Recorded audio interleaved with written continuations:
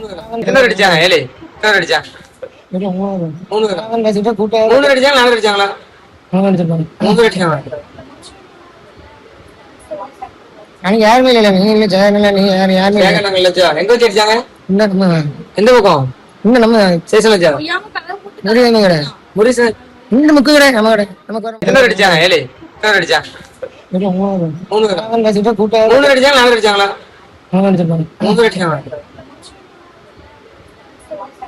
எனக்கு யாருமே இல்லை. நீங்க இல்ல ஜெயன் இல்ல, நீங்க யாருமே எங்க வச்சு அடிச்சாங்க? எந்த பக்கம்? இந்த நம்ம சேஷன் வச்சா முருகன் கடை, முரீஸ் இந்த முக்கு கடை நம்ம கடை நமக்கு என்ன அடிச்சாங்க ஏலே என்ன அடிச்சாங்க?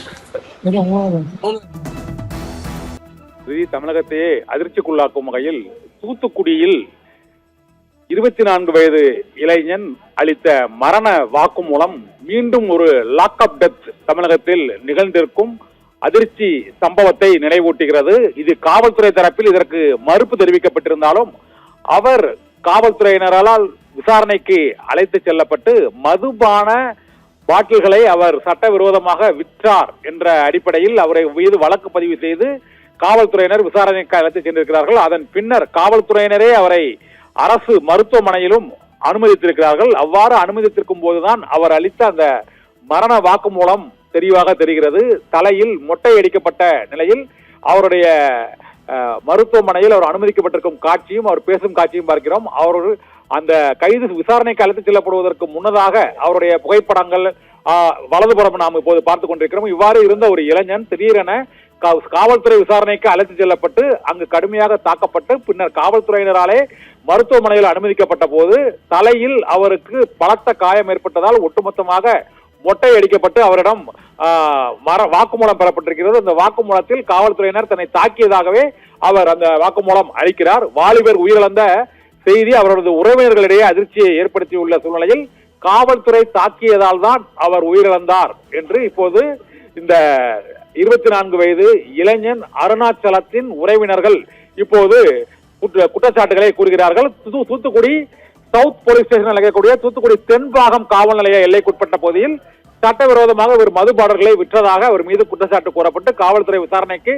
அழைத்து சென்று தாக்கி மருத்துவமனையில் அனுமதித்த ஒரு சில நாட்களில் அவர் உயிரிழந்திருக்கிறார் என்று அவரது உறவினர்கள் இப்போது புகார் தெரிவித்திருக்கிறார்கள். தமிழகத்தில் புழல் சிறையில், சென்னை அருகே புழல் சிறையில் ஒரு விசாரணை கைதி மரணம்.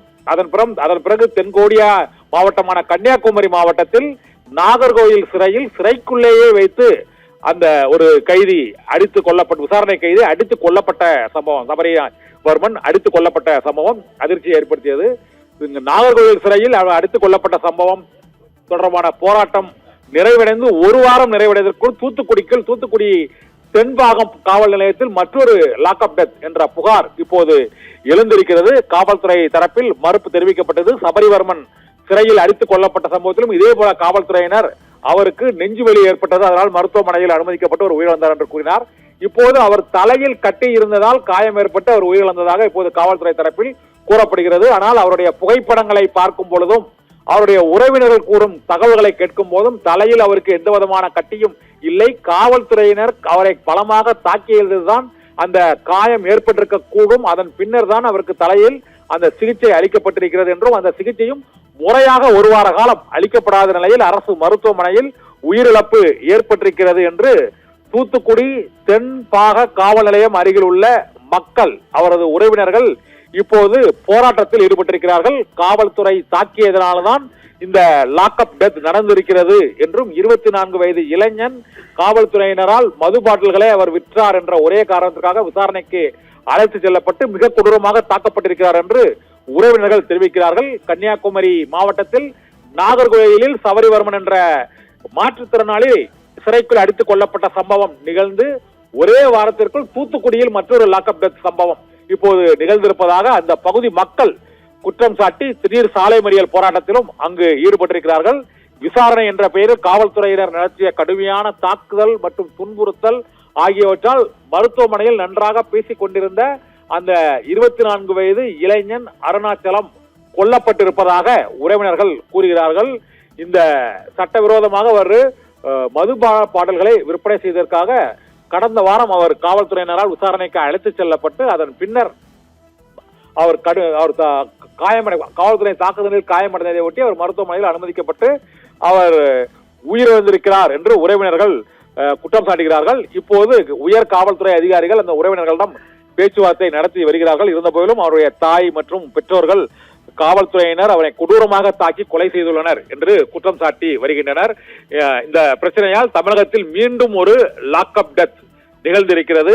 2 மாதங்களில் 10க்கும் மேற்பட்ட விசாரணை கைதிகள் மற்றும் லாக்அப்களில் சந்தேகத்திற்குரிய மரணம் நிகழ்ந்திருப்பது தமிழகம் முழுவதும் காவல்துறையினரின் செயல்பாடு மற்றும் விசாரணை நடவடிக்கைகளில் விசாரணைக்கு அழைத்து செல்லப்பட்டால் உயிரிழப்பு நிச்சயம் என்ற அளவுக்கு இப்போது காவல்துறையினரின் தாக்குதல் மிக அதிகமாக இருப்பதாக அந்த உறவினர்கள், சாலை மறியலில் ஈடுபட்டிருக்கும் உறவினர்கள் குற்றம் சாட்டி இருக்கிறார்கள்.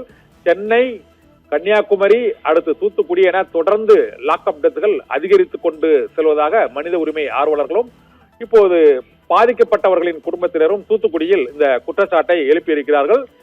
உயிரிழந்த 24 வயது இளைஞன் அருணாச்சலத்தின் மரணத்திற்கு நீதி வேண்டும் என்று இப்போது தூத்துக்குடியில் மறியல் போராட்டம் நடைபெற்று வருகிறது. என்ன அடிச்சாங்க? ஏழு அடிச்சாங்க. 3 கூட்டம் அடிச்சாங்க, 4 அடிச்சாங்களா? 3 அடிச்சிருப்பாங்க. 3 அடிச்சாங்க. அன்னைக்கு யாருமே இல்ல, நீ இல்ல, ஜெயன் இல்ல, நீ யாருமே இல்ல. எங்க வச்சு அடிச்சாங்க? எந்த பக்கம்? இந்த நம்ம ஸ்டேஷன் வச்சாங்க. முடிவு கிடையாது, முடிவு இந்த முக்கு கிடையாது, நம்ம கிடையாது, நமக்கு என்ன அடிச்சாங்க?